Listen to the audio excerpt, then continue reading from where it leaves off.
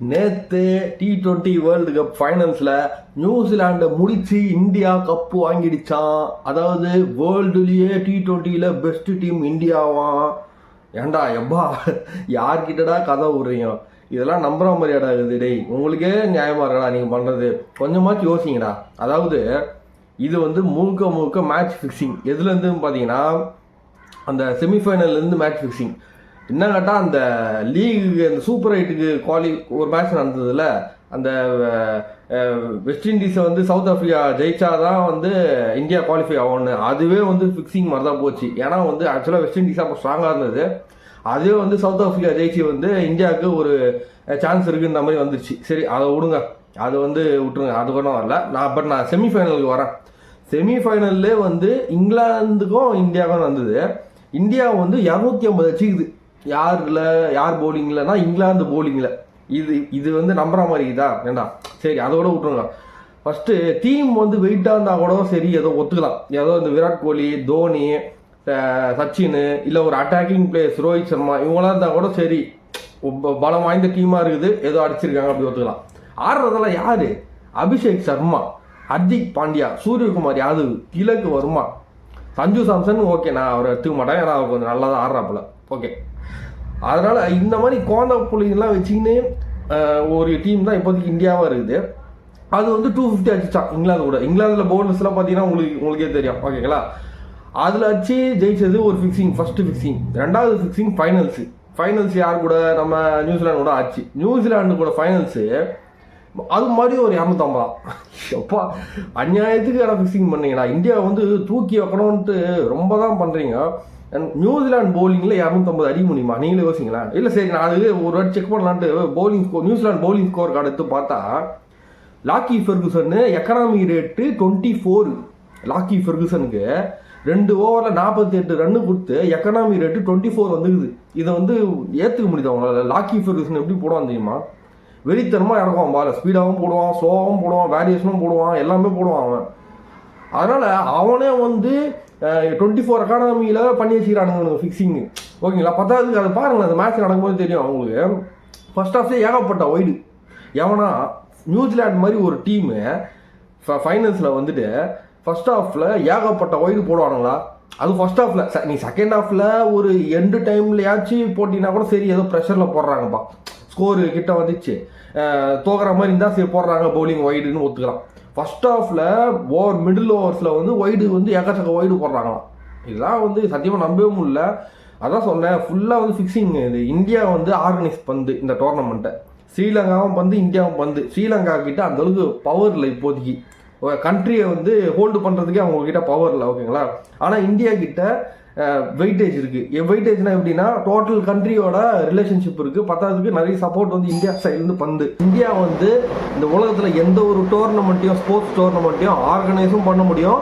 அப்படி ஆர்கனைஸ் பண்ணால் அந்த டோர்னமெண்ட்டில், அந்த லீக்கில் வந்து நாங்கள் வந்து கப் அடிக்கணும்னு அவங்களால ஈஸியாக இன்ஃப்ளூயன்ஸும் பண்ண முடியும். ஓகேங்களா? அந்தளவுக்கு இந்தியா கிட்ட பவர் இருக்குது. ஸோ அதை தான் வந்து இப்போ இந்த கிரிக்கெட்டில் யூஸ் பண்ணியிருக்காங்கன்னு சொல்லலாம். ஏன்னா வந்து அந்த மாதிரி பண்ணால் அவங்களுக்கு என்ன லாபம்னு பார்த்தீங்கன்னா, ஒரு நல்ல பேர் கிடைக்கும். ஓகே, அந்த வெயிட்டேஜ் கிடச்சிக்கிட்டுனா அதை வச்சு வந்து அந்த இந்தியாவில் வந்து அவங்களோட ரூலிங் பவரை வந்து இன்க்ரீஸ் பண்ண முடியும். ஸோ அந்த மாதிரி தான் வந்து இது வந்து பொலிட்டிக்கல் பேக்ரவுண்டோட வந்து இந்த டோர்னமெண்ட்டே வந்து மேட்ச் ஃபிக்ஸிங்காக போயிட்டுருக்கு. பார்த்தா இந்த பெட்டிங் எல்லாமே, ஸோ அதெல்லாம் கூட ஆன்லைனில் நடக்குது, அதெல்லாம் கேஷுவல் தான். ஸோ அது மூலியமாகவும் இது ஒரு ஃபிக்ஸிங் நம்பர் தான் முடிஞ்சிருக்கு. பத்தாவதுக்கு ஃபஸ்ட்டு அந்த நீங்கள் வந்து சரி, இது வந்து மேட்ச் நடந்தது, இந்தியா கப் வச்சுது, ஓகே, அதெல்லாம் ஓகே. பட் அதில் எதனா ஒரு எமோஷன் இருக்கா? யாருக்கிட்டா இந்தியன் ஃபேன்ஸுக்கிட்டே எதனா ஒரு எமோஷன் இருக்கா? எல்லாமே வந்து செட்டிங் போட்டு பண்ண மாதிரி இருந்ததுங்க. யாருக்குமே வந்து உண்மையிலே அந்த ஃபீலிங்கே ஒட்டவே இல்லை. எனக்கு வந்து தோனி தலைமையில் 2007 கப் வச்சுதுல, அது மட்டும் தான் எனக்கு ஒட்டினா மாதிரி இருந்தது. இந்த 2024 ரோஹித் சர்மா அடிக்கும் போதும் வந்து அந்த ஃபீலிங் பெருசாக இல்லை. ஏன்னா அப்போதுலேருந்தே வந்து மேட்சஸில் எப்படி ஆயிடுச்சுன்னா, ஃபுல்லாக ஃபிக்ஸிங் மாதிரி ஒரு மாதிரி இவங்க இந்தியாவை ஜெயிக்க வைக்கிற மாதிரி இருக்குது. ஸோ அதை வந்து நம்மளால் ஏற்றுக்க முடியல. அதனாலேயே வந்து இந்த மேட்ச் ஃபைனல்ஸ் நடக்கும்போது இந்த டோர்னமெண்ட் ஃபுல்லாகவே இந்தியாவுக்கு ஒரு எமோஷனல் சப்போர்ட்டு சுத்தமாக இல்லை. எல்லாம் வந்து சரி ஏதோ இந்தியா ஏதோ ஒரு கப்பு வாங்கி அடிஷனலாக வச்சு தூக்கி வச்சிக்கலாம், ரேக்கில் செல்ஃபில் வச்சிக்கலாம் அப்படின்னு நம்ம தான் ஆடினது தவிர அந்த எமோஷனல் பாண்டிங் சுத்தமாக இல்லை. அந்த சூப்பர் 8ல் ஆல்மோஸ்ட் எலிமினேட் ஆகிற டைமில் இருந்து அந்த west Indies south Africa match மூலிமா மறுபடியும் இந்தியா ஒரு மேட்ச் அன்றைக்கி ஈவினிங்கே ஜெயிச்சு கம்பேக் கொடுத்து உள்ளே வராங்க, சீரீஸ் உள்ள செமிஃபைனல் உள்ள வராங்க. அதுக்கான எமோஷனே இல்லையே சுத்தமாக. அதுக்கெல்லாம் இந்த மாதிரி மொமெண்ட் அது. அந்த மாதிரி வெளியே போகிற டீமாக இருந்து கம்பேக் கொடுத்து உள்ளே வந்து செமிஃபைனல் உள்ள அட்டன் பண்ணுறதுலாம் எவ்வளோ பெரிய விஷயம். அதுக்கான எமோஷனே பெருசாக ஃபீலிங் எங்கள் ஃபேன்ஸுக்கிட்ட இல்லை. அப்படின்னா என்ன அர்த்தம்? ஃபேன்ஸுக்கும் இந்த மேட்சஸ்க்கும் எதுவுமே ஒட்டலை. எல்லாமே ஃபேன்ஸுக்கும் தெரியுது இது வந்து ஃபிக்ஸிங்கு, இந்தியா நடத்துது, அதனால் இந்தியாவை ஜெயிக்க வைக்கிறாங்க because of the political reasons. ஓகேங்களா? அது ஏதோ வேணால் இருக்கலாம், அந்த மாதிரி எடுத்து இந்த மாதிரி ஜெயிக்க வச்சிடறாங்க. ஓகேங்களா? பட்டு நீங்கள் யோசிச்சு பாருங்களேன், அந்த டீமை பாருங்கள், இந்தியன் டீமை பாருங்கள், எல்லாம் குப்பை மாதிரி இருக்குதுங்க, குப்பை மாதிரி இருக்குது. ஒரு காலத்தில் எப்படி இருந்தது Indian team? Virat Kohli, Rohit Sharma, MS Dhoni, தலை தான் அந்த தூக்கி அப்படி நிறுத்தந்து மொக்கையாக அந்த இந்தியன் டீமை தூக்கி அப்படி நிறுத்தந்து.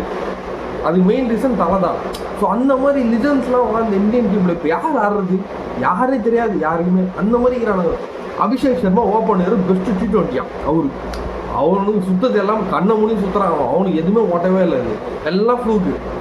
அது போக நம்ம ஏரியாவில் வந்து பாருங்கள், பசங்களே வந்து நல்லா டீசெண்டாக நல்லா ஆடுவாங்க, ப்ராப்பர் கிரிக்கெட்டிங் ஷாட்ஸ் ஆடுவாங்க. அவன் ஆடுனது ப்ராப்பர் கிரிக்கெட்டிங் ஷாட்ஸ். அதெல்லாம் குப்பை மாதிரி கண்ணை மூடி சுற்றினுக்கிறான்.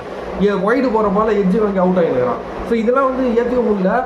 சூரியகுமார் யாதவ்லாம் பிளே ஆகிறான், டக் அவுட்டு, கோல்டன் டக்கு. அதனால் இதெல்லாம் இந்த பிளேயர்ஸ்லாம் பாருங்கள். திலக் வர்மா டாட் பால் தான் மோஸ்ட்லி ஆடவில்லை, அதெல்லாம் பிளேயர்னு சொல்லிட்டு ஒர்த்து கிடையாது. ஹர்திக் பாண்டியா ஃபுல்லாக வேஸ்ட்டு, ஃபார்ம் அவுட்டு. அதில் எங்கே லாஸ்ட்டில் வந்து இது சும்மா 2 பால் சுற்றுது, தண்டகரமாக அவுட் ஆகிட்டு போயிடுது. இதுதான் எல்லா மேட்சும் பண்ணுறான். ஸோ இதெல்லாம் வந்து ஏற்றுக்க முடியல.